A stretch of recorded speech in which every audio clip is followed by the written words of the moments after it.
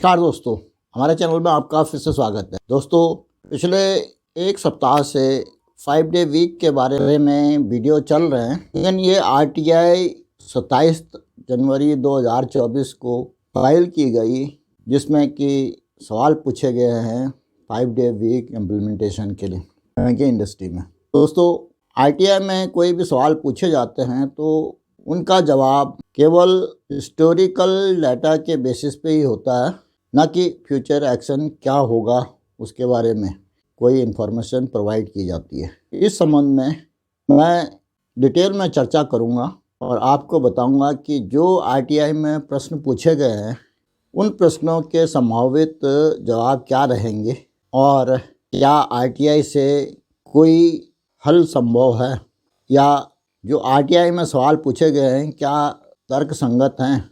इन सभी पर विचार करने के लिए मैं पहले RTI में पूछे गए सवालों के बारे में चर्चा करूंगा, फिर उसके बाद इसी संबंध में जो राज्यसभा में सवाल पूछा गया था उसका क्या जवाब दिया गया गवर्नमेंट के द्वारा, उस पर भी चर्चा करूंगा और साथ में फिर सरकार का RTI के क्या जवाब रहेगा उसके बारे में भी चर्चा करूंगा।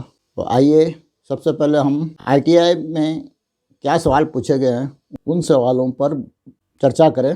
दोस्तों, ये RTI 27 जनवरी 2024 को श्री देवेंद्र कुमार श्रीवास्तव द्वारा फाइल की गई है, जिसमें इंटरनेट बैंकिंग से RTI की फ़ीस दी गई है और उसके बाद ये ऑनलाइन कंप्लेंट है। इसमें उन्होंने अपना डिटेल बताया कि भाई क्या रजिस्ट्रेशन नंबर और ये सब चीज़ें दी गई है। RTI में क्या सवाल पूछे गए हैं उनको भी आपके सामने डिस्कस करेंगे। दोस्तों, ये जो सवाल पूछे गए हैं, सबसे पहला सवाल था, is there any proposal pending in DFS for approval of 5 day week in banking industry? If yes, when it will be implemented? Third question है इसी में, what is expected date, please specify. अब ये तीनों प्रश्न अलग अलग हैं जो RTI में जवाब दिया जाएगा। पहला प्रश्न है, is there any proposal pending in DFS for approval of 5 day week in banking industry? इसका जवाब होगा yes, there is a proposal.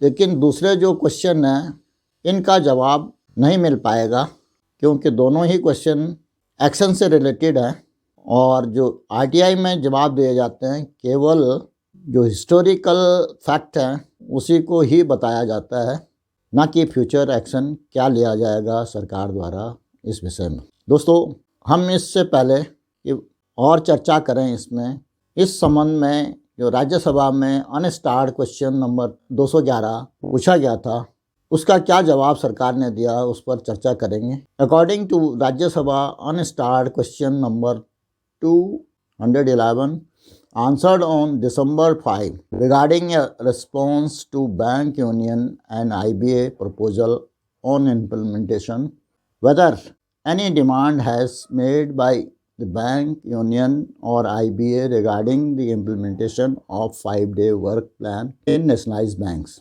or whether there is any plan to implement it, if so, the details thereof।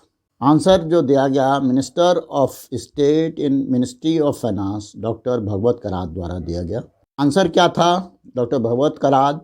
Yes, IBA has submitted a proposal to declare all Saturday as banking holiday in regard to the Saturday being public holiday subsequent to 10th bipartite settlement / 7th joint note signed between IBA and Workman Union / Officers Association, government in exercise of power conferred by Section 25 of Negotiable Instrument Act 1881, wide notification dated 20th August 2015, had declared second and fourth Saturday of every month as public holiday for bank in India।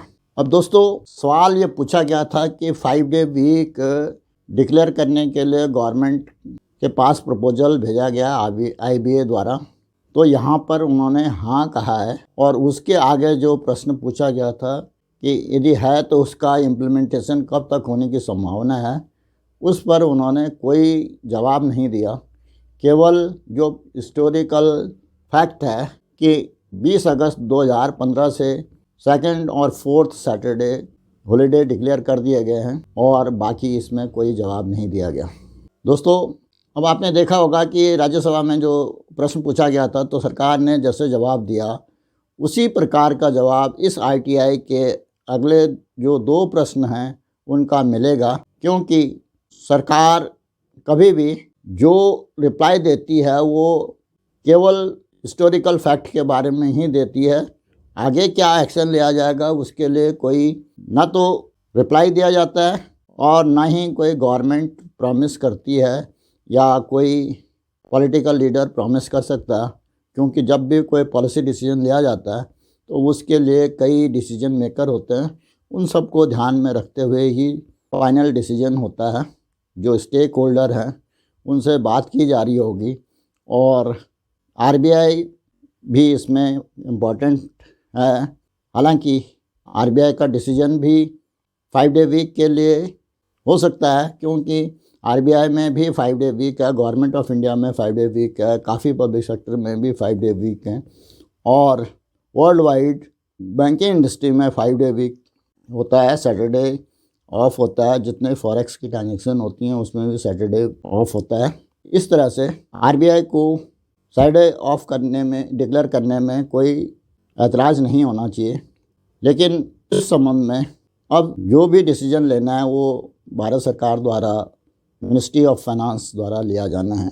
हो सकता है कि जो अगला budget session होगा, जिसमें कि अभी मेन बजट ना हो करके एक सप्लीमेंट्री बजट होगा, उसी में finance minister 5 day week declare कर दें। जहाँ तक 5 डे वीक इम्प्लीमेंटेशन की बात है तो हो सकता है कि फाइनेंस मिनिस्टर बजट में डिक्लेयर तो कर दें, लेकिन उसको इम्प्लीमेंट करने के लिए अगले फाइनेंशियल ईयर को चुनें और साथ ही जो यदि डिक्लेरेशन हो जाएगा 5 डे वीक का तो उसी समय तक आईबीए भी अपना 9th जॉइंट नोट तैयार करके 12th बाइपार्टाइट साइन करने के लिए यूनियंस और एसोसिएशन के लीडर यूएबयू को न्योता देगा मेन नेगोशिएटिंग कमेटी की मीटिंग के लिए।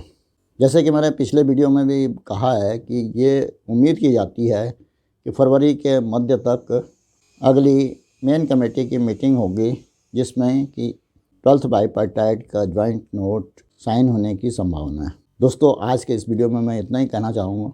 आशा है इस वीडियो में दी गई जानकारी से आपको लाभ होगा और ये जानकारी आपको पसंद आई होगी। अगर पसंद आई तो इसको लाइक करें और साथ ही अपने दोस्तों में शेयर भी करें। अगर और कोई जानकारी चाहिए तो उसके लिए कमेंट अवश्य करें।